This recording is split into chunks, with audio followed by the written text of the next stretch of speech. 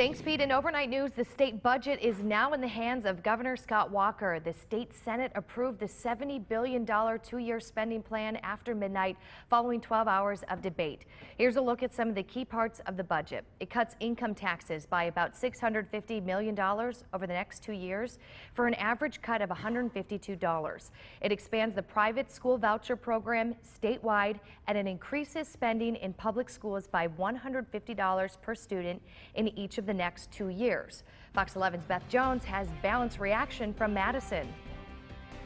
Shortly after midnight Friday morning, the state Senate passed the state's $70 billion spending plan. Felt like we made our points that we've got the state back on track fiscally, and that, although a lot of discussion was about policy in the budget, that's never been something that I've been focused on.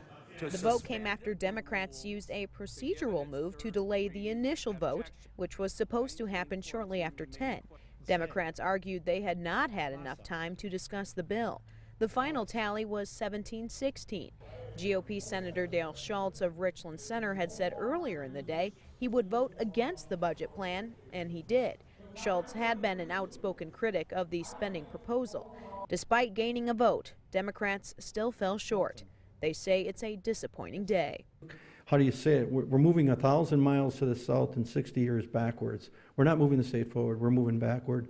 Our jobs are 49th or 50th as far as creation. This doesn't do anything to help that. Overall, lawmakers took part in more than 12 hours of nonstop debate.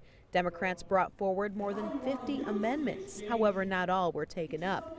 Amendments ranged from eliminating voucher expansion to jobs policies, and all were defeated. And while the day had some lighter moments, I have nothing but the highest respect for you, Senator from the 7th. You and I have been friends for at least an hour.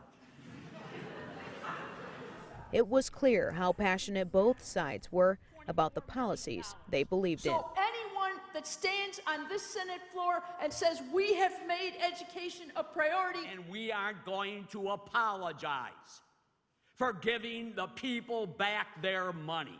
Senate Majority Leader Scott Fitzgerald tells me he expects to begin discussions with the governor about possible vetoes as early as Monday. However, it's unclear as to when the governor will sign the budget.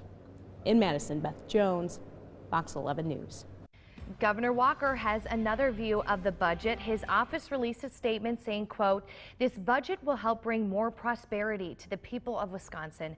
I plan to review changes made by the legislature over the next several days, and I look forward to signing the bill before the beginning of the next fiscal year."